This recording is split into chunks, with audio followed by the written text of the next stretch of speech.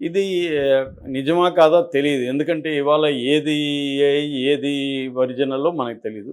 నిజమే అనుకుందాం కాసేపు. ఏం తప్పేముంది, 'అఘోరాలు' సినిమా చూడకూడదనేముంది. హ్మ్. ఈ మధ్య ఇప్పుడు మామూలుగా అయితే 'అఘోరాలు' ఎలా ఉంటారంటే వాళ్ళు అద్వైతాన్ని సీరియస్‌గా ఫాలో అవుతారు. అద్వైతం అంటే ఏంటి? జీవ జగదీశ్వరుడు మిథ్య అని చెప్పేది. పరమాత్మ ఒకరే సత్యము.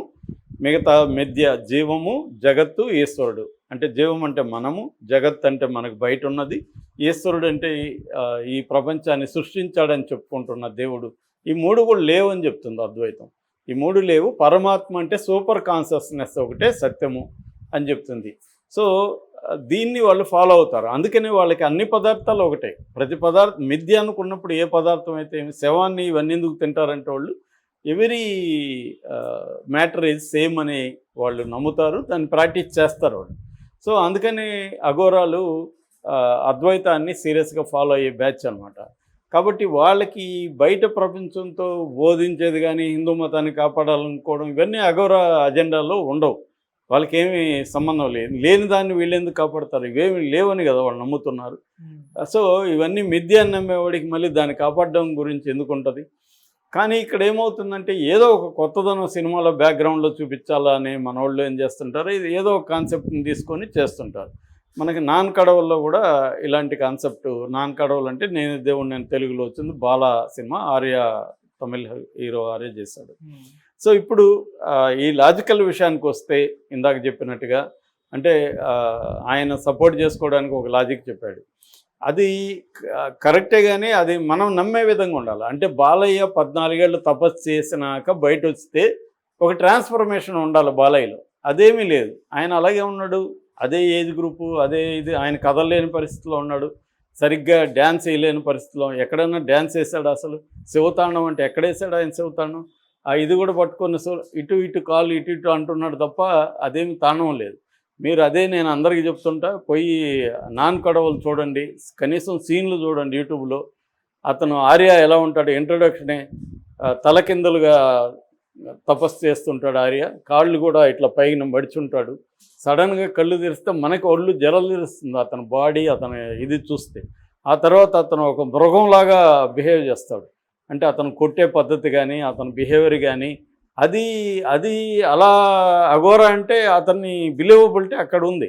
బాలయ్యని అలా ఎక్కడ చేశారు? బాలయ్యని చూస్తే కామెడీ వస్తుంది, నవ్వుతున్నారు థియేటర్లు.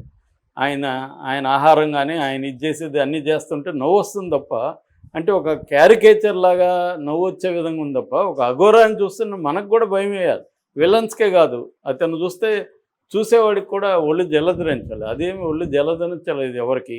నాతో పాటు 5 మంది వచ్చేవాళ్ళు, అందరూ నవ్వుకుంటున్నారు తప్ప జోకులు వేసుకొని. మిగతా వాళ్ళంతా ఫోన్లు చూసుకుంటున్నారు తప్ప ఎవరేమి ఇన్వాల్వ్ అయ్యి చూడలేదు దాన్ని. అంటే బిలీవబిలిటీ ఇంపార్టెంట్. అతను చెప్పింది కరెక్టే కావచ్చు, లాజికల్గా అది కరెక్టే. 14 ఏళ్ళు అష్టసిద్ధులు చేసుకున్న వాళ్ళకి మానవాతీత శక్తులు వస్తాయి కాబట్టి ఈయనకి మానవాతీత శక్తులు శవాన్ని కూడా ఆరతి ఇవ్వగలడు. అవన్నీ కరెక్టే, కానీ నమ్మాలి కదా. నమ్మే విధంగా నువ్వు ఆవిడ ప్రజెంట్ చేయలేదు. అంటే బాలయ్య ట్రాన్స్ఫర్మేషన్ అలా లేదు. అసలు ఆయన 14 ఏళ్ళు తపస్సు చేసిన వ్యక్తిలాగా ఉన్నాడు. ఆయన కాళ్ళు గట్టిగా నిలబడలేని పరిస్థితిలో ఉంటే కాళ్ళు ఒంటి కాలుతో ఎలా తపస్సు చేశాడంటే మనం ఎలా నమ్మాలి? కాబట్టి ఇవన్నీ ఇంపార్టెంట్ సినిమాకి. అంటే మేక్ బిలీవ్ అంటారు సినిమా. నువ్వు నన్ను నమ్మించాలి.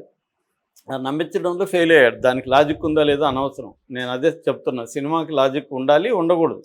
ఎక్కడ ఉండాలి, ఎక్కడ ఉండకూడదు అనేది important. When logic enters drama డ్రైస్ అనేది హిచ్కాక్ స్టేట్మెంట్. లాజిక్ మనం ప్రతిసారి ఫాలో అయితే డ్రామా ఉండదు. కానీ డ్రామా లేకపోతే లాజిక్ మీదనే అందరికీ వస్తుంది. ఆ డ్రామాకి బిలీవబిలిటీ ఇంపార్టెంట్.